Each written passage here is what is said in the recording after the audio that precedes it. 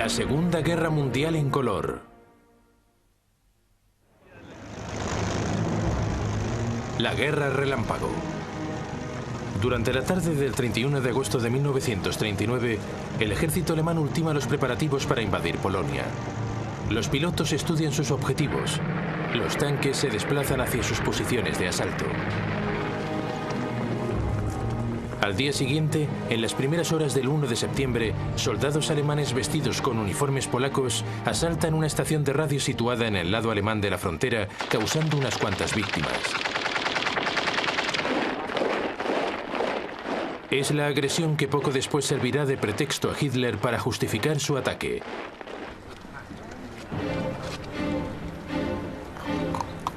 A las 8 de la mañana, las tropas alemanas penetran a través de la frontera polaca y las fuerzas motorizadas avanzan con velocidad.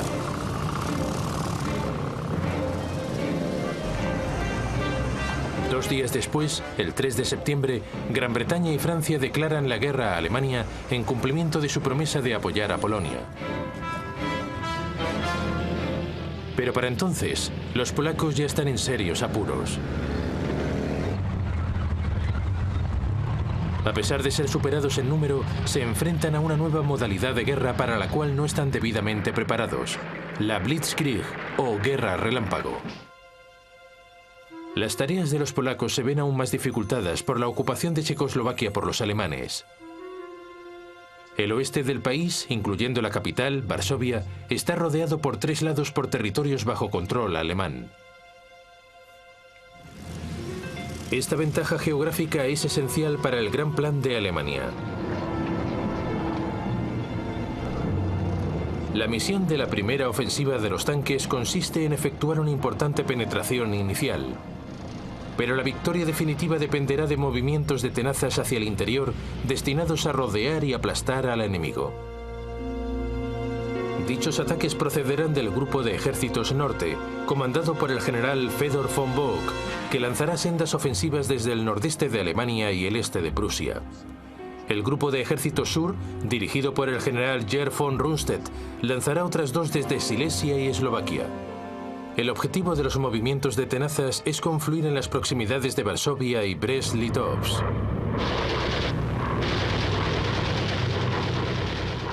Desde el principio todo marcha sobre ruedas para los alemanes.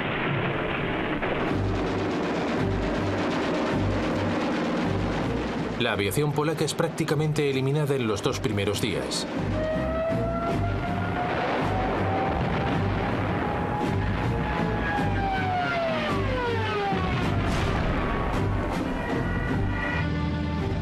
Los tanques se abren camino y avanzan hacia el interior. Y los Stukas y los bombarderos de alcance medio se revelan terriblemente destructivos.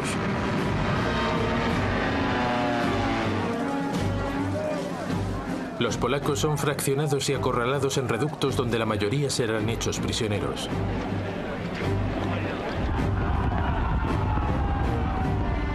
Circula el rumor de que algunas valerosas unidades de caballería polacas han intentado hacer frente a los Panzers, pero en vano. Los polacos se muestran menos hábiles y no pueden hacer frente a la velocidad del enemigo. Simplemente son apartados de en medio. El 8 de septiembre, los movimientos de tenazas se encuentran y las tropas alemanas se avanzan en las afueras de Varsovia. El 17 de septiembre, los otros movimientos de tenaza coinciden en Brest-Litovsk. Ese mismo día, fuerzas soviéticas cruzan la frontera este de Polonia según lo acordado entre Hitler y Stalin en el Pacto Nazi-Soviético.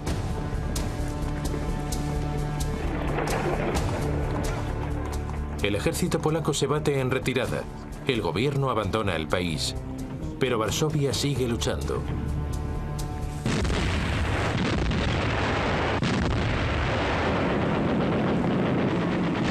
Sus defensores rechazan la oferta de rendición alemana, y la máquina de guerra alemana se emplea contra ellos con toda su furia.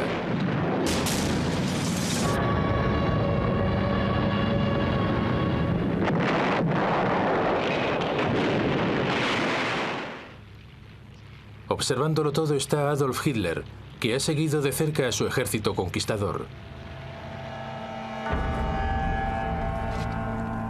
El 27 de septiembre, Varsovia se rinde. Al día siguiente, los dos vencedores, Alemania y Rusia, se reparten Polonia de acuerdo con el pacto nazi-soviético. La Unión Soviética se anexiona poco más de la mitad este del país. Alemania se queda con el resto. Ambos regímenes comienzan a hostigar a cualquiera que pueda representar un peligro en el futuro. Muchas personas son asesinadas. Y por primera vez, los alemanes revelan cómo se las gastarán con los pueblos del este de Europa que consideran inferiores. Envían a sus Einsatzgruppen, las unidades especiales de las SS, para dar caza a los judíos.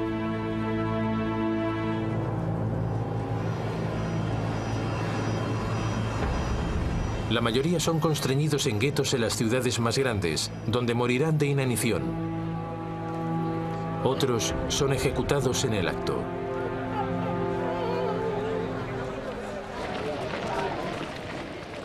La invasión ha supuesto el fin del ejército polaco. Más de 50.000 hombres huyen hacia Francia.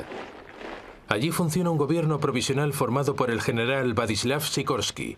Los polacos lucharán valerosamente desde el exterior.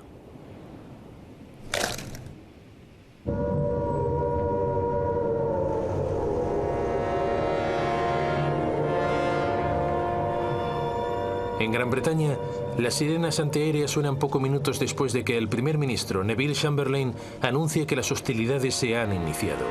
En realidad, a pesar de las promesas de sus políticos de defender la soberanía polaca, Gran Bretaña y Francia han hecho bien poca cosa para ayudar a Polonia. Tal como Hitler calculaba, no saben cómo proceder una vez declarada una guerra real. Ambos países han comenzado a movilizarse.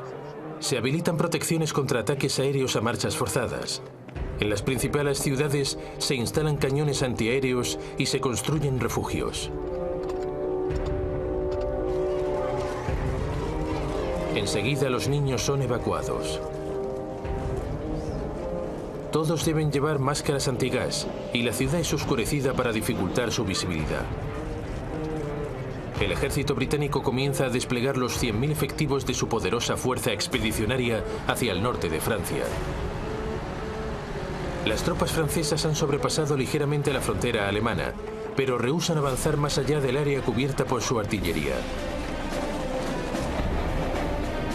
La iniciativa está aún en manos de Hitler, y él por lo menos sabe qué va a hacer a continuación.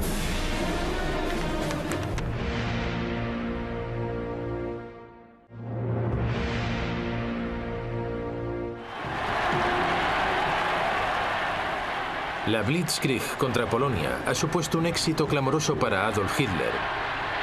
Ha sometido a un país entero en menos de 4 semanas, y su avidez aún no se ha saciado. Por eso ordena a sus generales que planifiquen el ataque contra Gran Bretaña y Francia en noviembre de 1939, cuando aún no han pasado ni 2 meses desde la caída de Polonia. Su Estado Mayor se echa las manos a la cabeza. El grueso del ejército alemán se encuentra aún en el este, fuera del país, y ahora debe desplazarse hacia el oeste. Y eso después de haber padecido importantes bajas durante la campaña de Polonia. Allí ha habido alguna que otra lección que aprender. Los cañones antitanques polacos han destruido el equivalente a una división ligera Panzer. La cuarta parte de los aviones empleados se ha perdido. Los Panzers eran demasiado ligeros y no demasiado fiables. Con frecuencia se veían rebasados por sus columnas de suministro y por la infantería que avanzaba. De mala gana y después de encendidas discusiones, Hitler consiente en esperar hasta la próxima primavera. La Marina alemana sigue aún ocupada en un ambicioso programa de reconversión que no concluirá hasta 1948. El comandante de su división submarina, el almirante Karl Dönitz, planea cortar las rutas de suministro británicas a lo largo del Atlántico. Para ello necesita 300 submarinos transatlánticos, pero no tiene más que 38. Con todo, Dönitz se asegura de que todos los submarinos disponibles se encuentren en el mar el día 3 de septiembre, el primer día de guerra contra Gran Bretaña. Esa tarde, al ser confundido con un barco mercante, el submarino U-30 hunde el transatlántico Athenia sin previa advertencia.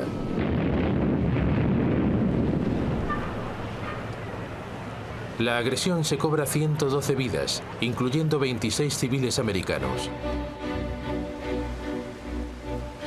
La Marina británica supera de largo a su homóloga alemana. Posee 12 acorazados, Alemania ninguno. Posee además 5 portaaviones, Alemania igualmente ninguno. Así, después del incidente de la Athenia, Gran Bretaña declara el bloqueo total de los puertos alemanes. Sin embargo, pese a su superioridad numérica, la Royal Navy cuenta con muy pocos barcos de escolta. Muchos mercantes deben zarpar solos, y a finales de 1939, más de 100 ya han resultado hundidos. Enseguida se hace evidente que los británicos han subestimado lamentablemente la amenaza submarina. El 17 de septiembre, el U-29 hunde el portaaviones británico Courageous.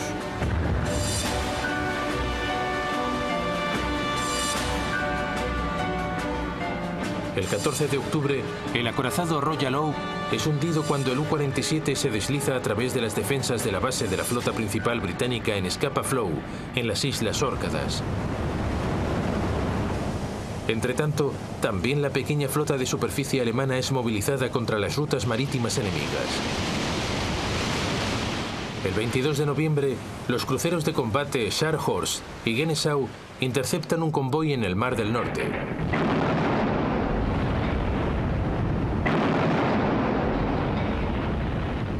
Hunden también su buque escolta, el crucero mercante armado Rawalpindi.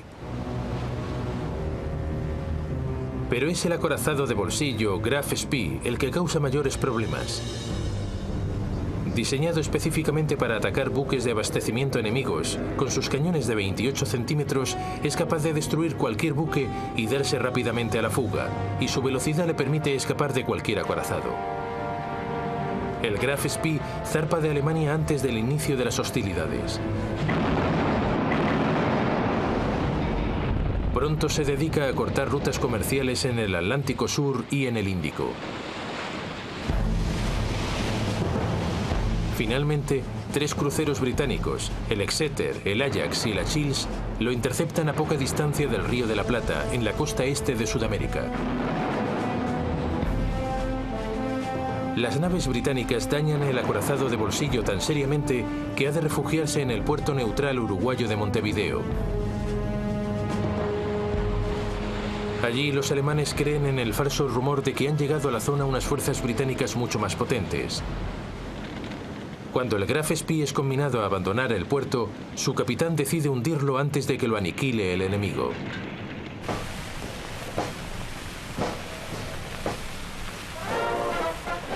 De regreso a Gran Bretaña, los marinos de la Royal Navy son recibidos como héroes.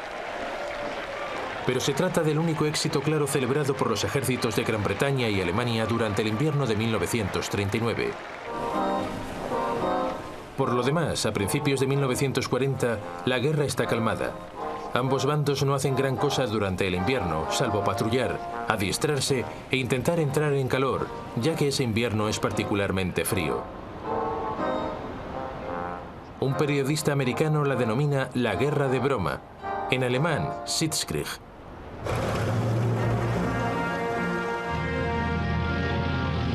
En primavera, la fuerza expedicionaria británica toma posiciones a la izquierda del frente en la frontera belga.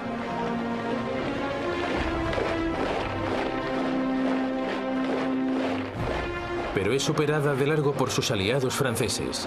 Francia posee cerca de 100 divisiones a lo largo de las fronteras belga y alemana, y otras en reserva en sus proximidades. Este desequilibrio significa que el comandante británico Lord Gort ha de aceptar sin rechistar las ideas del general francés Maurice Gamelin. Y esas ideas son completamente defensivas. Las esperanzas francesas están depositadas en las imponentes barreras de la línea Maginot. una serie de fortificaciones que transcurren desde Suiza a Bélgica a lo largo de la frontera germano-francesa. La línea Maginot se considera totalmente impenetrable y su objetivo es mantener a salvo el territorio francés. Pero por otra parte, los aliados no tienen idea de cómo derrotar a Alemania. El 30 de noviembre de 1939 se abre un nuevo escenario bélico. La Unión Soviética invade su pequeño país vecino, Finlandia. Finlandia no consiguió independizarse de los rusos hasta 1918 y los detesta. El dictador soviético Joseph Stalin está convencido de que algún día los fineses permitirán a los alemanes atacar Leningrado y el fundamental puerto ártico de Múrmansk. El ejército rojo supera al de sus adversarios en número de más de 10-1. La invasión promete ser un paseo. Pero su cúpula militar ha sido aplastada por las contundentes purgas de Stalin. Los fineses están dirigidos por el general Gustav Mannerheim. Se defiende utilizando táctica relámpago sobre la espesa nieve, a menudo sobre esquís. Las tropas soviéticas, confusas y mal dirigidas, padecen numerosas bajas. La brava resistencia de Finlandia estimula la imaginación de franceses y alemanes. Pronto planean el envío de ayuda vía Noruega y Suecia. El hecho de que eso puede involucrar a dos países neutrales en la guerra es ignorado.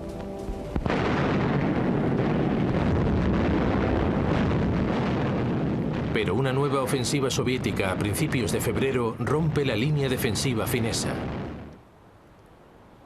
A primeros de marzo, los fineses han de ceder territorio a Stalin. También Hitler ha comenzado a mostrar interés por Escandinavia.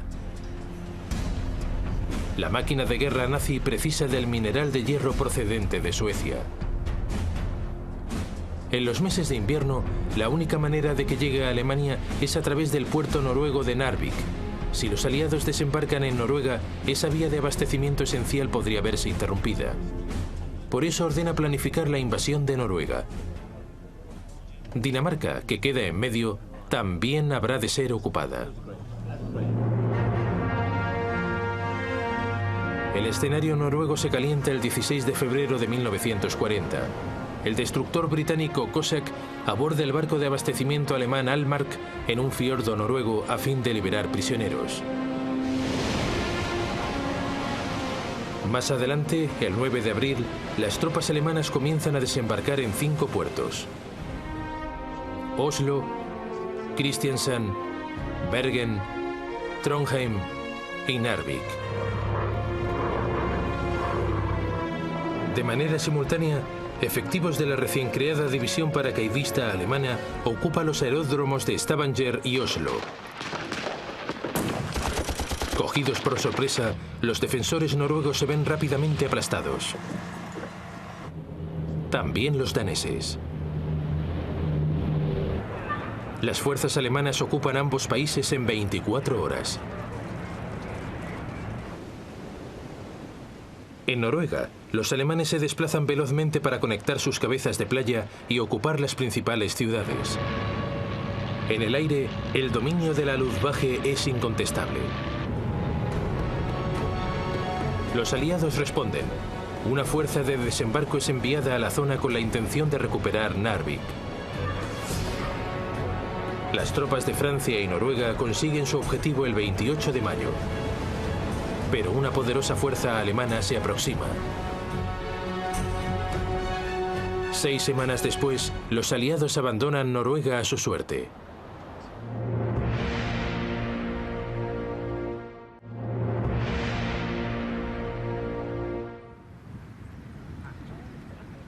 Hitler ha pasado la mayor parte del invierno y la primavera en el Berghof, su refugio rural en el sur de Baviera.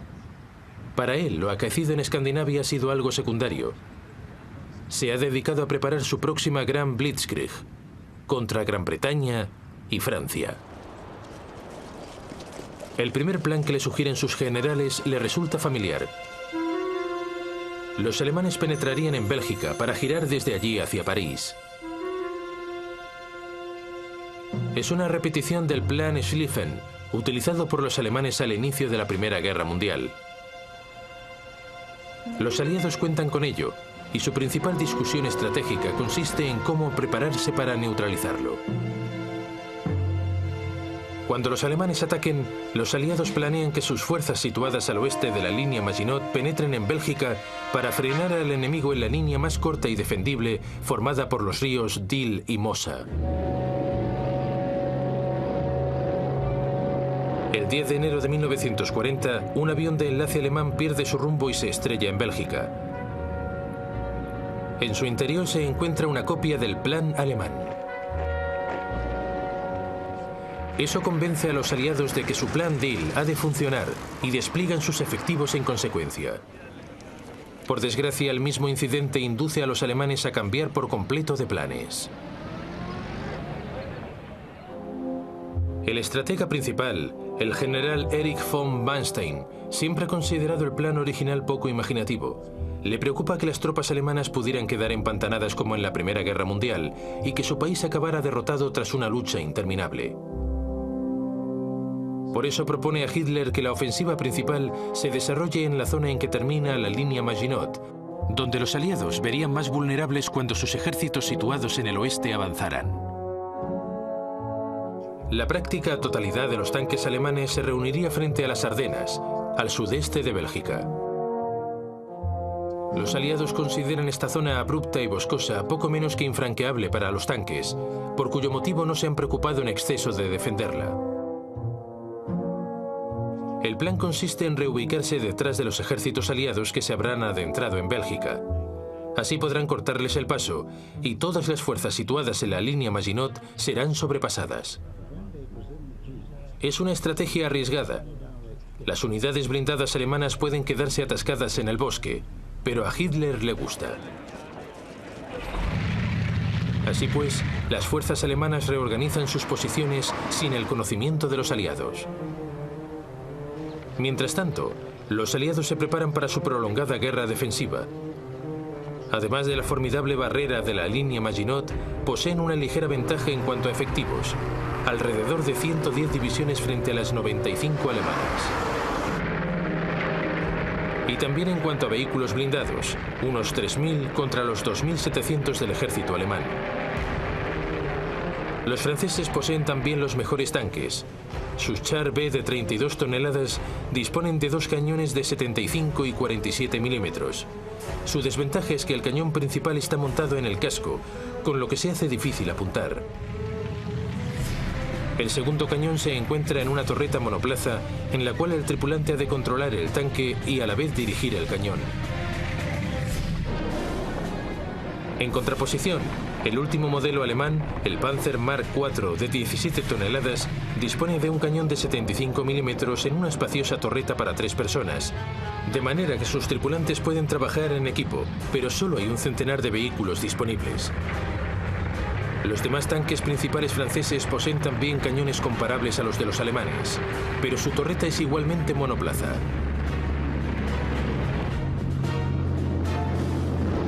El único ámbito en el que los alemanes cuentan con una clara ventaja es el aire. La Luftwaffe posee 2.000 bombarderos, los aliados únicamente 800. La Luftwaffe dispone de 4.000 aviones de combate, incluyendo el ultramoderno Messerschmitt Bf-109. Deberán enfrentarse a tan solo 2.500 aviones bastante más antiguos. La aviación británica dispone de unos 800 sofisticados cazas Spitfire y Hurricane, pero los mantiene reservados para la defensa interna. El 10 de mayo de 1940, Winston Churchill se convierte en primer ministro del Reino Unido. No podía haber elegido un día peor, pues es la fecha en que Hitler decide lanzar su Blitzkrieg contra Francia y Gran Bretaña. Al amanecer, una división aerotransportada alemana cae en paracaídas sobre Holanda para ocupar puentes y campos de aviación. Simultáneamente, la sólida fortaleza belga de Eban-Emael es asaltada.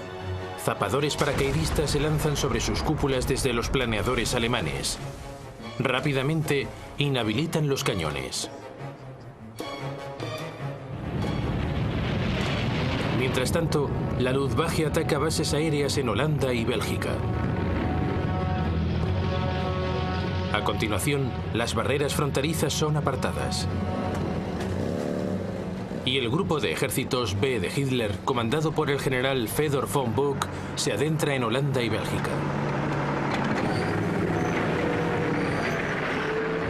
Conforme a lo planeado, los ejércitos británicos y francés situados a lo largo de la frontera belga avanzan hacia su nueva línea defensiva a lo largo de los ríos Dyle y Mosa. Pero ninguno de los comandantes aliados parece haber advertido que el grupo de ejércitos A de los alemanes, que posee la mayoría de los Panzers, después de haber apartado a las tropas fronterizas belgas, han comenzado a penetrar en las colinas y bosques de las Ardenas.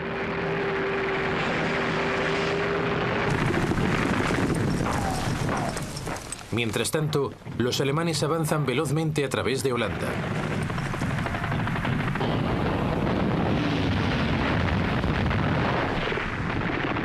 El obsoleto ejército holandés no puede hacer frente a la ultramoderna máquina de guerra alemana y padece los continuos ataques aéreos de la Luftwaffe, que surca los cielos sin oposición.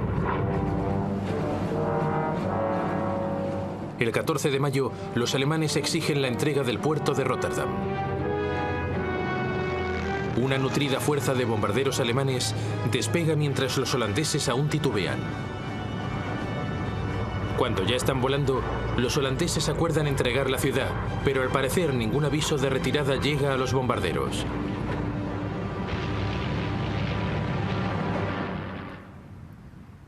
Rotterdam es devastada. Holanda capitula al día siguiente.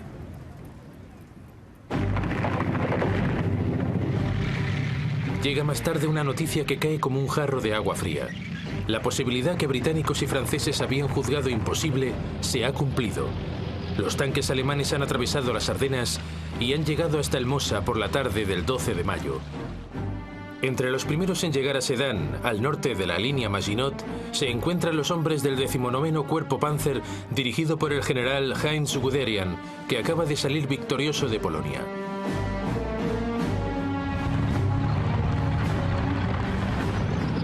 Guderian demuestra ahora cómo se debe hacer una Blitzkrieg. Se desentiende de las tropas situadas en la línea Maginot y no espera a que lo alcance su propia infantería. Avanza directamente. Al día siguiente, las tropas de asalto cruzan el río Mosa.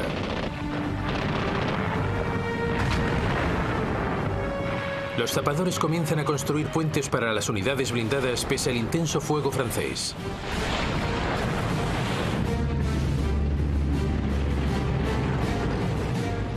El día 14, los Panzers comienzan a cruzarlos.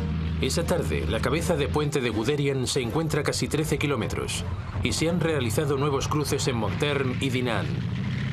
Las tropas francesas, inmovilizadas en la línea Maginot, se ven impotentes para intervenir. Los bombarderos aliados lanzan ataques desesperados para destruir los puentes alemanes.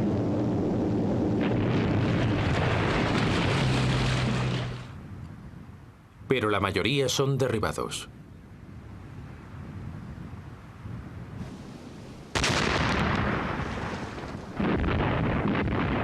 Todo el rato, las artillerías alemanas bombardeaban las defensas francesas mientras los Stukas se lanzaban en picado.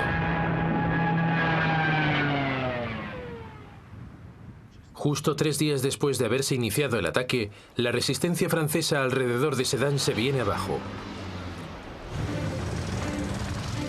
Los Panzers de Guderian se desplazan veloces hacia el oeste.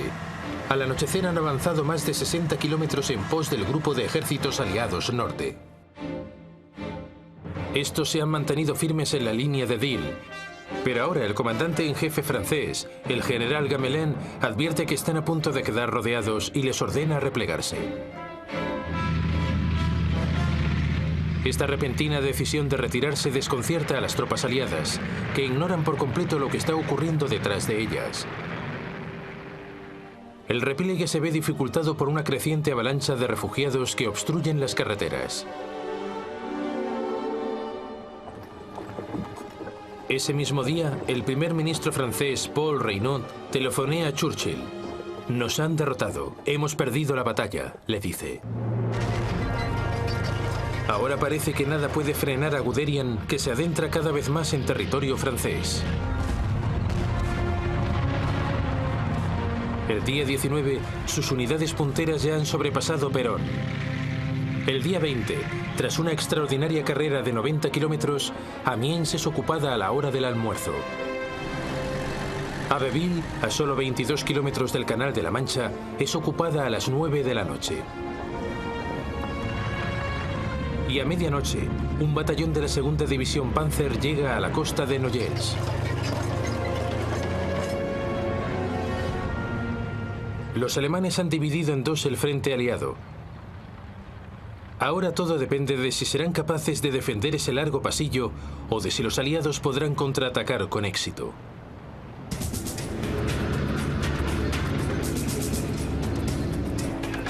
Así las cosas, los británicos están dispuestos a romper las líneas alemanas.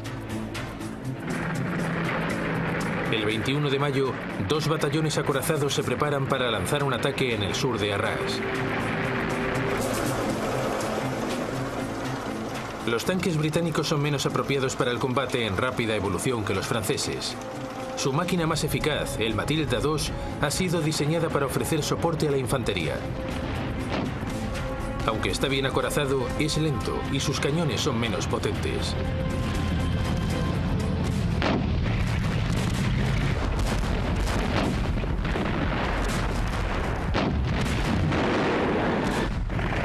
Los alemanes no tienen excesivos problemas para repeler el ataque. Pero eso produce una reacción. El alto mando alemán comienza a preocuparse por sus prolongadas líneas de comunicación. En consecuencia, por el momento el avance hacia el sur de Francia queda suspendido hasta que llegue la infantería. La prioridad es girar hacia el norte y eliminar a la fuerza expedicionaria británica y al primer ejército francés que combate a su lado.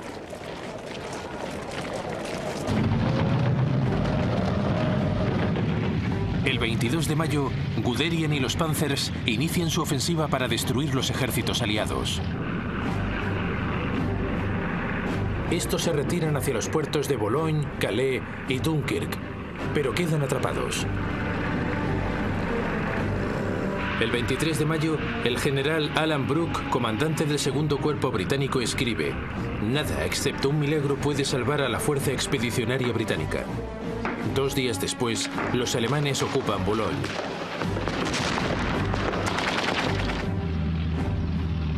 Empieza a parecer que incluso un milagro llegaría, aunque demasiado tarde.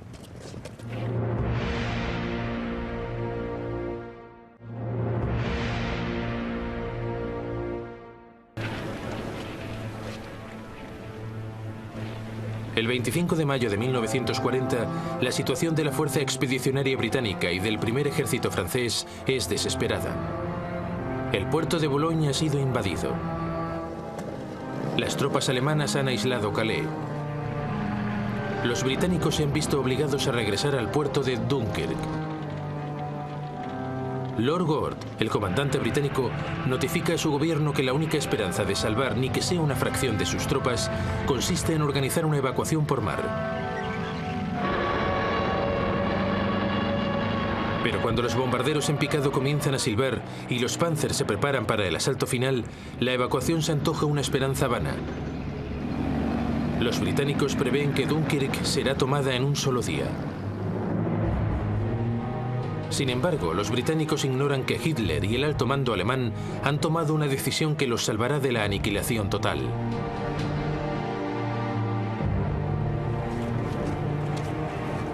Los alemanes son plenamente conscientes de que los tripulantes de sus Panzers están exhaustos y de que sus máquinas necesitan reparaciones urgentes. Los ataques lanzados por De Gaulle y los británicos han fracasado, pero han puesto en evidencia hasta qué punto son vulnerables las líneas de comunicación alemanas. Esta es la gran debilidad de la Blitzkrieg. Por consiguiente, el alto mando toma una decisión fatídica. Ordena frenar el avance de los Panzers para evitarles daños mayores y esperar la llegada de la infantería. Solo entonces serán eliminados los aliados atrapados en Dunkirk. Así pues, la Blitzkrieg se detiene y los Panzers paran motores. No avanzarán durante 2 días, lo suficiente para conceder, especialmente a los británicos, un cierto tiempo para prepararse. Mientras los tanques esperan, la única acción importante tiene lugar en Calais. Allí, las guarniciones francesa y británica se niegan a rendirse. Pero son aplastadas tras 3 días de sangrientos combates cuerpo a cuerpo. Cuando los Panzers se ponen nuevamente en marcha 2 días después, el 26 de mayo, el tiempo ha cambiado.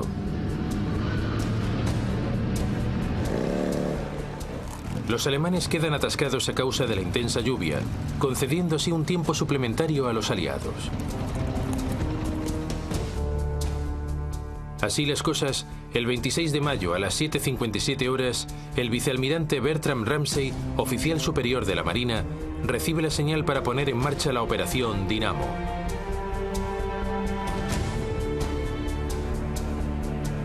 La operación Dinamo es un plan destinado a retirar a la fuerza expedicionaria británica por mar. Lo ha preparado sin demasiadas esperanzas de poderlo poner en práctica. Al día siguiente, una improvisada flota de destructores, remolcadores y transportadores cruza el Canal de la Mancha. Pero al final del día, menos de 8.000 de los más de 300.000 hombres acorralados en Dunkirk han sido rescatados. El puerto sufre un ataque aéreo tan violento que no puede ser utilizado. Y los barcos no pueden acercarse lo suficiente a las playas. Ramsay efectúa un llamamiento a todas las embarcaciones de poco calado de más de 30 pies de eslora. Cientos de lanchas, pesqueros y barcazas zarpan de los puertos de todo el sur de Inglaterra y son enviados a través del Canal de la Mancha, muchos de ellos tripulados por sus propietarios civiles. A la semana siguiente, las pequeñas embarcaciones operan junto a las playas de Dunkirk, transportando tropas a barcos más grandes, con la esperanza de ponerlas a salvo. En todo momento se ven expuestas a ataques aéreos. La aviación británica incorpora todos sus aviones de caza a la batalla para ahuyentar a la Luftwaffe.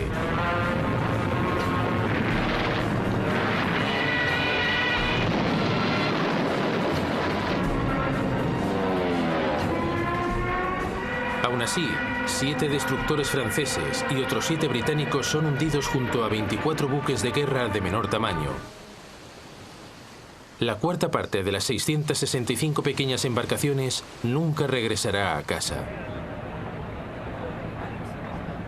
Pero cuando la evacuación concluye, el día 4 de junio, más de 300.000 hombres, el 41% de los cuales franceses, han sido rescatados.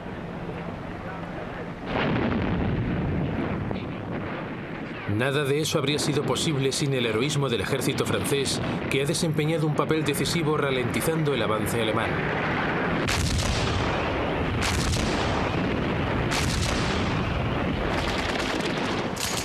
La retaguardia francesa no abandona sus posiciones alrededor de Dunkirk hasta que los últimos barcos se alejan de las playas.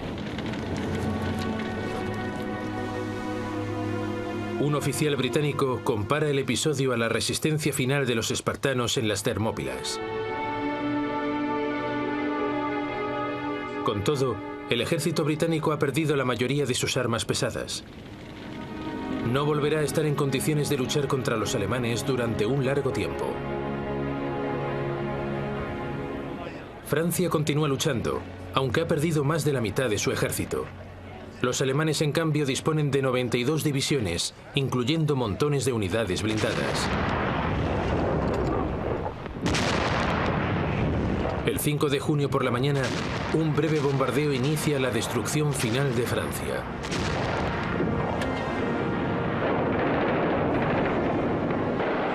Las tropas de asalto cruzan el Somme y el Aisne. En principio, la resistencia francesa es feroz y los alemanes pasan serios apuros para huir de sus cabezas de puente.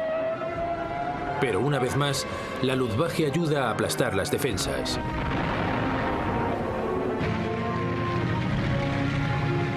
Pronto los Panzers se abren camino hacia el sur y el goteo de las tropas francesas que se rinden se convierte en una riada. El día 8, los panzers alemanes llegan al río Sena y la infantería se encuentra a unas pocas horas de distancia. Una vez cruzado el río, los alemanes se abren en abanico hacia el interior del país. El día 14, el ejército alemán desfila en París.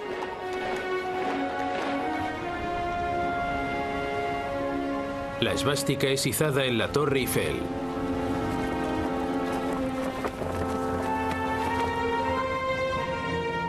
Hitler ha conseguido la presa que se le escapó al Kaiser en 1914. Los parisinos no pueden más que mirar perplejos y horrorizados. Durante el período del colapso francés, Winston Churchill efectúa 3 visitas a Francia para intentar levantar la moral de la resistencia francesa. El 16 de julio incluso ofrece a Paul Reynaud una unión con Gran Bretaña si Francia continúa luchando. Pero es demasiado tarde. El gabinete de Reynaud rechaza la propuesta y el primer ministro dimite esa misma tarde. Es sucedido por el mariscal Philippe Pétain, que de inmediato pide a los alemanes un armisticio.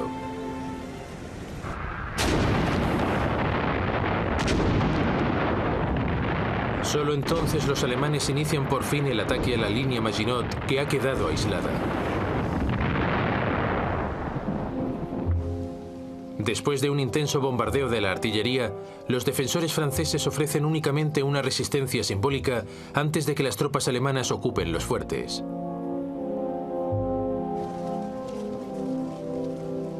El 21 de junio, Hitler llega a Compiègne, donde se guarda el vagón de tren en el que los alemanes firmaron el armisticio en 1918. Cuando una delegación francesa entra en el vagón, Hitler les expone sus condiciones y se va. Los franceses insisten en consultar a su gobierno, pero al día siguiente les es comunicado que de no firmar de inmediato, los Panzers volverán a rodar. Así pues, firman y la humillación de Francia es completa.